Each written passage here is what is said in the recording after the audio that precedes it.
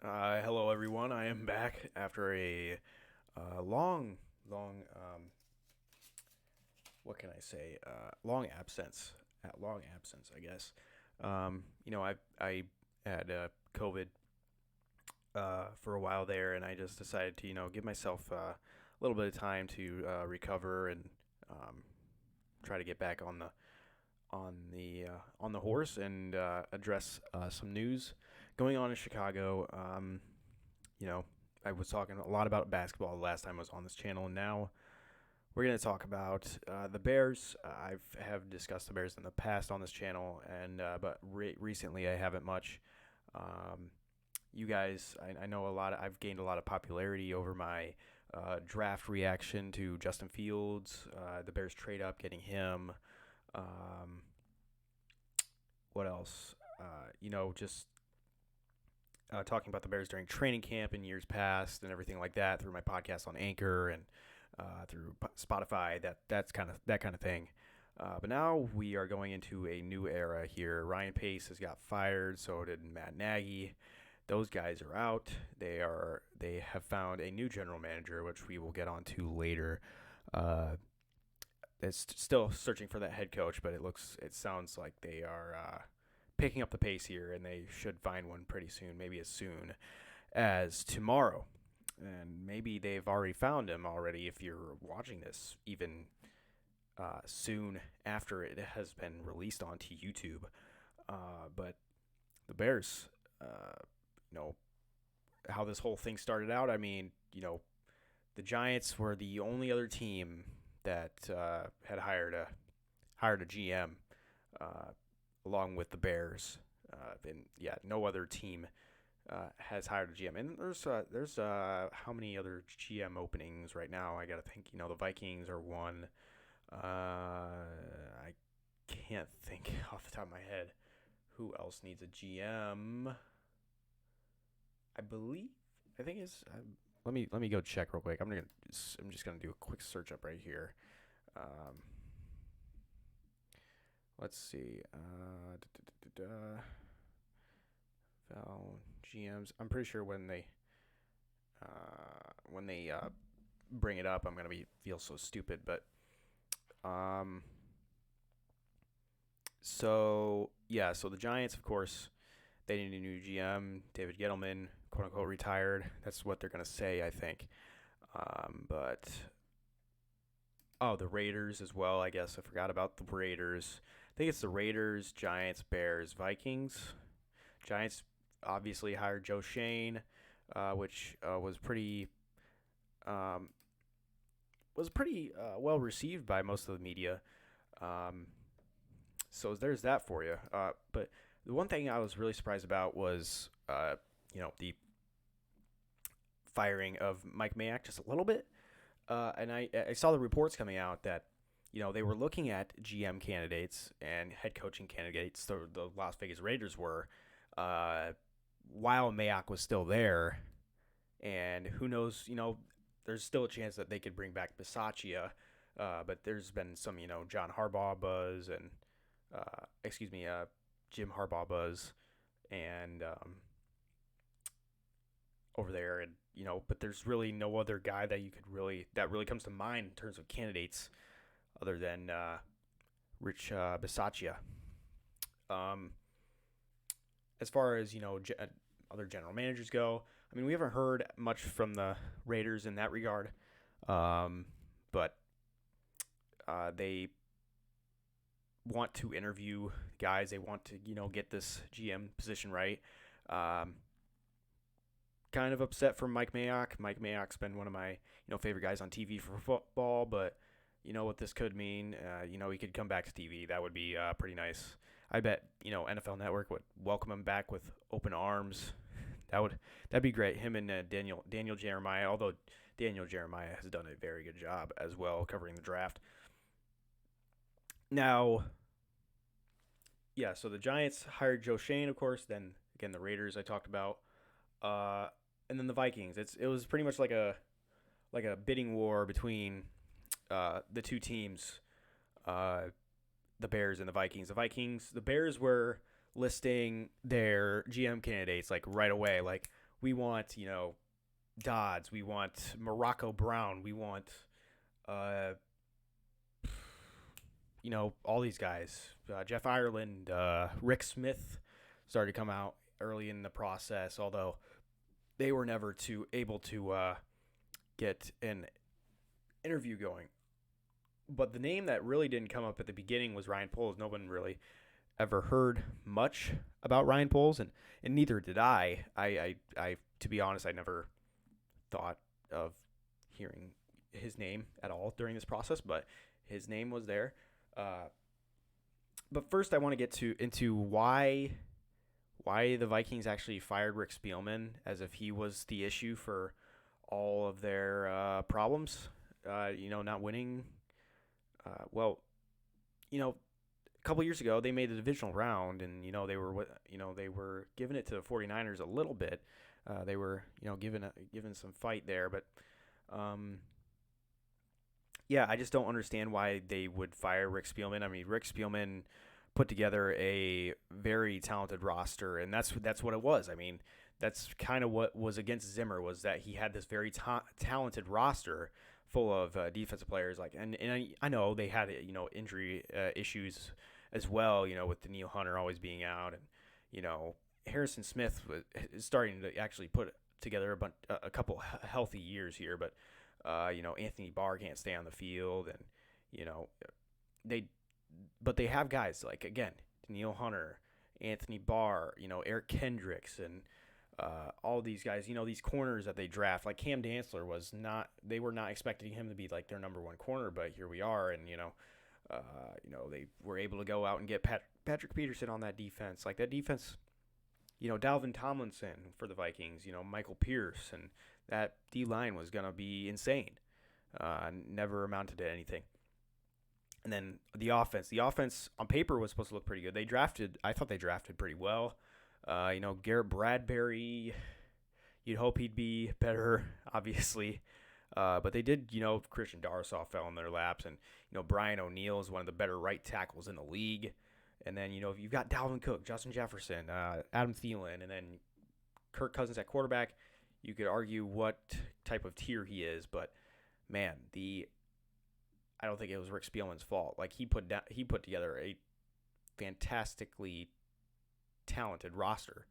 I think it was just Mike Zimmer. And he was there for 8 seasons. It was a very long tenure. I think he did a great job as a head coach, but every team is in it to win the Super Bowl, and he just failed to do that. He got to an NFC Championship game, which is good for him, but again, all we care about is Super Bowls. So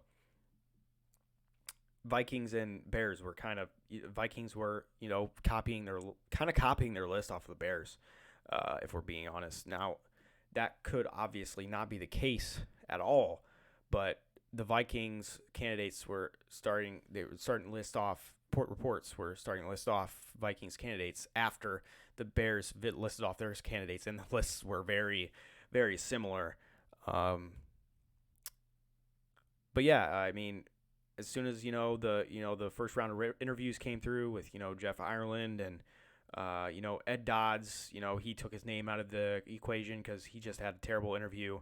People were so excited people really wanted Ed Dodds to be the Bears general manager, and I would slow down just a little bit. I wouldn't jump to conclusions here. I mean, yes, I get it. He's Chris Ballard with an edge and all this stuff, but you really have to slow down on this stuff because he's, again, just because he was on a YouTube video that you could watch during their draft process and they were so transparent with that, there's plenty of other guys like that around the league. So I would just slow down a little bit on that. And yes, he did bomb his interviews pretty bad. He withdrew his names from a lot of GM searches. So again, don't know what was with Ed Dodds. There was a moment there when people thought that the Bears would absolutely just hire Morocco Brown and then have him bring Matt Eberflus with him to be the head coach.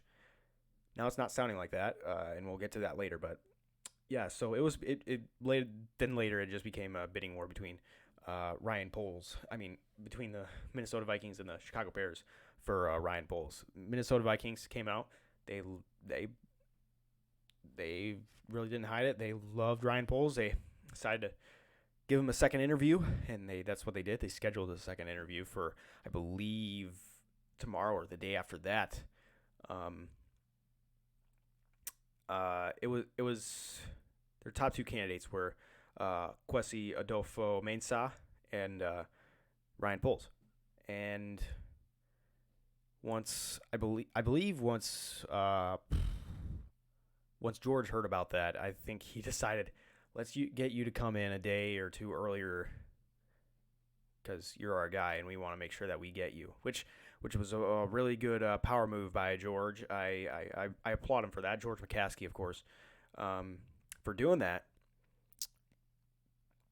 But I mean, when you look at late last night, it was around 11 o'clock. I saw a video of George McCaskey just walking with Ryan Poles in his Bears. He wasn't hiding anything at all. He was all out Bears attire in that thing. He was wearing a Bears mask, Bears jacket. He was all out with his Bears attire. And he picked him up at the O'Hare Airport. And I think that's when I knew, like, this might be George's guy. If he's gonna pick him up at the O'Hare Airport, this might be George's guy. Now, I don't know. I saw on Twitter a lot of people were upset by the gesture that George made by doing that, which I don't understand why. But they were kind of complaining, like, oh, you're making him fly commercial, blah, blah, blah, this and that. Like, why couldn't you give him a private jet? This, like, dude's offering him a job for like millions of dollars. I think he'll be okay. But, yeah, we're not going to, treat him like he's Jay-Z or something, So I wouldn't worry too much about that at all. But, yeah, Bears Twitter's kind of weird. But, yeah, so they got him in there, and not soon after that, I mean, they were ready to hire him. I mean, I think they hired him like sometime around 11 to 12, 11 to noonish Central Time. And I mean, there's a lot of positive reinforcement for Ryan Poles. A lot of the national media on Twitter where they really voiced their opinion on Ryan Poles, and they believe that the Bears couldn't have done any better than Ryan Poles. Obviously, a former player for the Bears, undrafted free agent. Obviously, not obviously. He got released by the Bears later, that year. But, for him to not make the roster to now of the Bears to now overseeing the roster of the Bears to see who does make the roster is a pretty cool story. So, so now the first worry was, is George gonna make this head coaching hire himself, or is he gonna let Ryan Poles do it himself? And Ryan Poles demanded that he makes the head coaching decision there, and I thought that was very very much a relief, just because again, George does not have a good track record of picking head coaches. John Fox, he had to arrange John Fox with Ryan Pace in the past.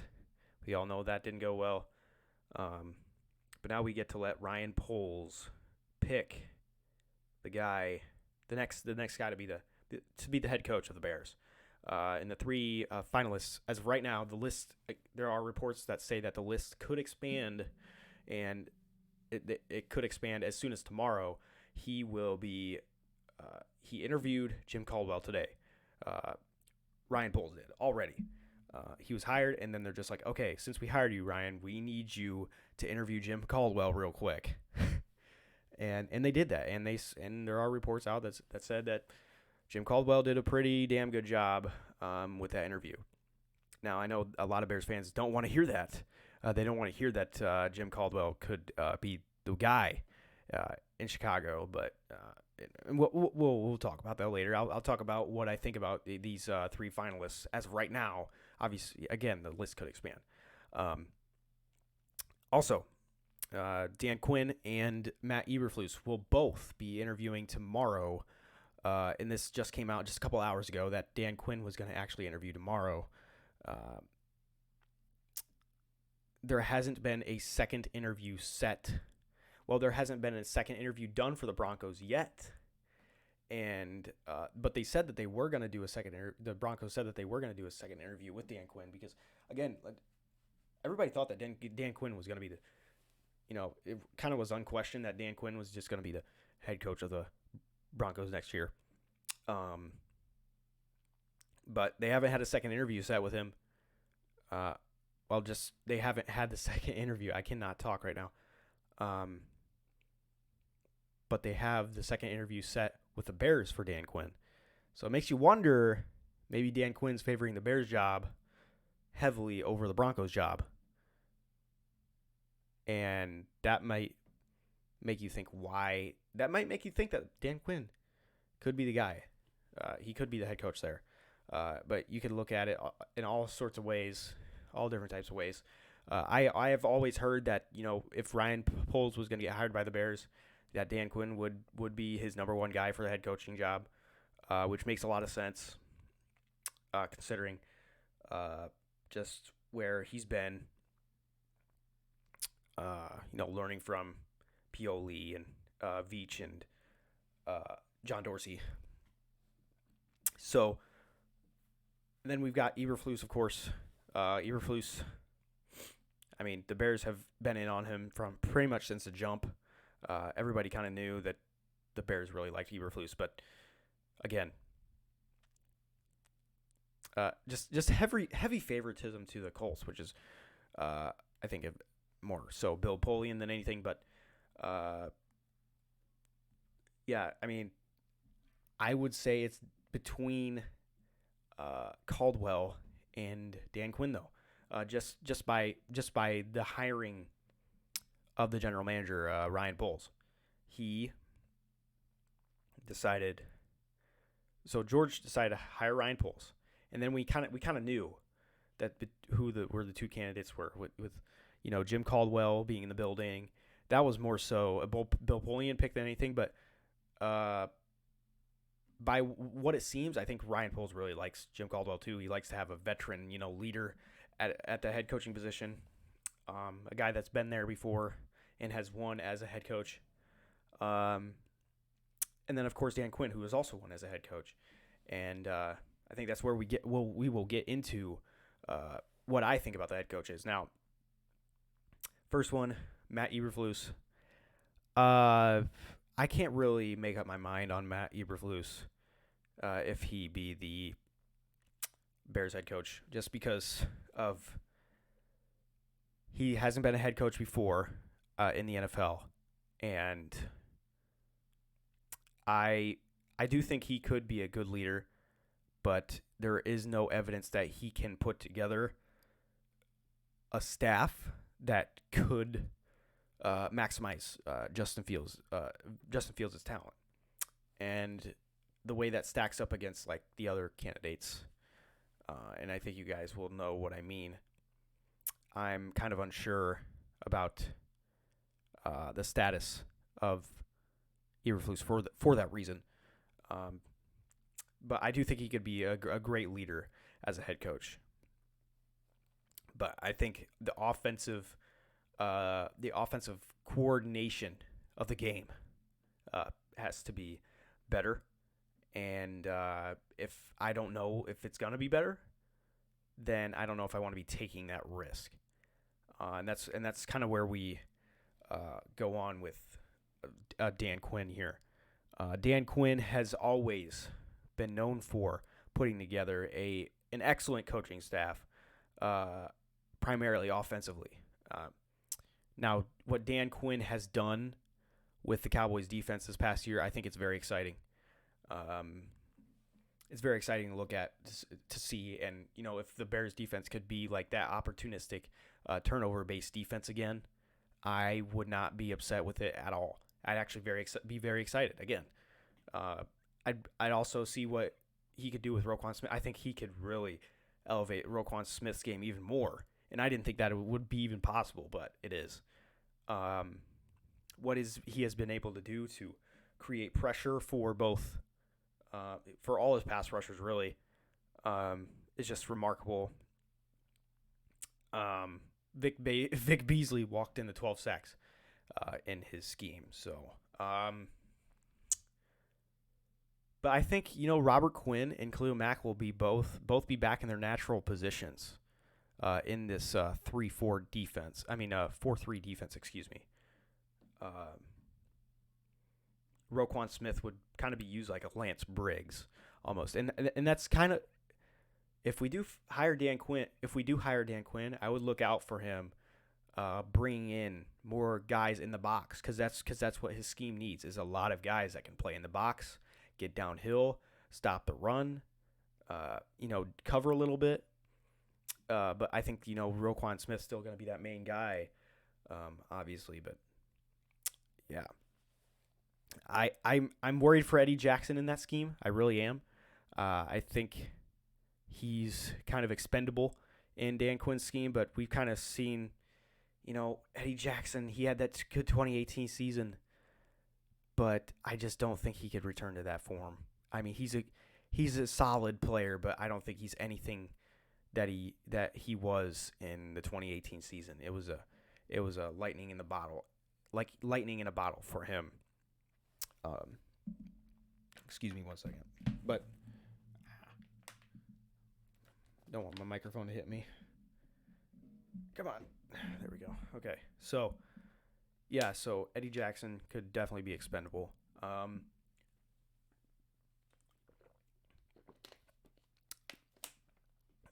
the offensive coordination that Dan Quinn has hired, Steve Sarkisian and Kyle Shanahan, both amazing play callers, of course. And people will want to focus on the last couple years in Atlanta. But Dan Quinn made a Super Bowl, guys. He made a Super Bowl. You know how hard it is to make a Super Bowl as a head coach? He has to control a locker room so well to where all guys have to be on the same page for a whole season, for a whole, back then, 17 weeks, and make a run in the playoffs. And that's hard to do, and he did it. He, of course, you like for him to hold on to leads, but in his interviews, I think why he's such a favorite is because he really impressed with, here's what I'm going to do differently about that, about, keeping leads. And I think that's why he's a finalist for the Bears, and I would not be upset at all. I would be actually kind of excited to have Dan Quinn as my next head coach. As the Bears' next head coach, as a fan of the Bears. That's how I say it, but I'm not on the team, so. And then of course we got Jim Caldwell.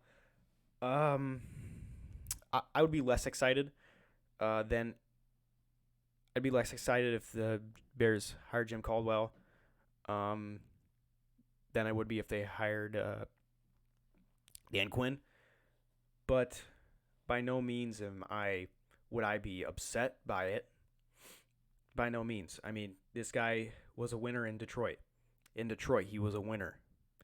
I heard that he can really put together a good offensive staff. If there's rumors that he could bring on Pep Hamilton to help Justin Fields, I would not mind that at all. But other than that, I don't know much about Jim Caldwell other than, his time in Detroit. But he was a Bill Polian guy, I believe, which makes sense. But I have nothing else to say about Jim Caldwell. But those are the three finalists for the Bears. Now, as far as what's going on around the league, I mean, as far as like the head coaching goes and everything like that, I mean, the Broncos really like Nathaniel Hackett now. Again, they really liked Dan Quinn, and that's who they thought the head coach would be Dan Quinn. But Now it's really shifted to Nathaniel Hackett, and that's why I also feel like Dan Quinn could be the next Bears head coach. The Giants are really interesting. I think it could definitely be Dayball, and I didn't think that'd be even a thing like a couple days ago, but now it is because they hired Joe Shane. The Giants wanted Joe Shane all along, but now they could bring in either Dayball or Leslie Frazier. But I just didn't think Dayball would ever want the Giants job. I just didn't think so because of Daniel Jones and you know Justin Fields was an option for him, but I don't think the Bears ever wanted to have a second interview with Dayball, which is interesting to me. But I mean they could think whatever they want, but that's just to me. But um, yeah, so Dayball is one of them. They also interviewed Dan Quinn, but I think that's not. I'm not too sure about Dan Quinn there. I don't think they would be able to hire him, but Miami really likes Dayball, so I think it's got to be between. I think where Dayball ends up, I think it's going to be between Miami and New York. And I do think he ends up going to New York. Um, but that just brings me to what about Brian Flores? Just by thinking of Miami, like where is he going to end up? And there's always he could obviously end up in Houston, but I think that really depends on if Deshaun Watson agrees to come back. But I think there were reports that came out if you know um, he went to Houston that Deshaun Watson would come back Flores. Um, but now I don't think that that's a thing. Actually, I think that's just a false narrative there. But yeah, other than that, I mean, I don't. I think that we could go another year without Eric Bieniemy getting a job, Kellen Moore not getting a job. Um, but I just don't see how Brian Flores doesn't get a job. But it's definitely possible. I just don't. I just because again, Houston really likes Gerard Mayo, and they also really like Josh McCown. But we'll see, man. We'll see. So that's kind of what I wanted to talk about. I know it's been a while. The Bulls, they've kind of been losing a lot of games. They beat the Thunder by 1 point the other night, though, so that's pretty good. Io DeSumo is turning into a DeMar DeRozan mini-me. And Derek Jones Jr. is going to be out for 6 to 8 weeks, joining Alex Caruso and Lonzo Ball. So this Bulls team just can't stay healthy. Once they are healthy, though, it'll be playoff time, and they'll hopefully they'll be healthy just in time for the playoffs get started. Zach LaVine just came back too. DeMar DeRozan took a rest that night. Hopefully Vooch was back on his game there, but they just got to play better without the guys that they have. That's all they can do right now.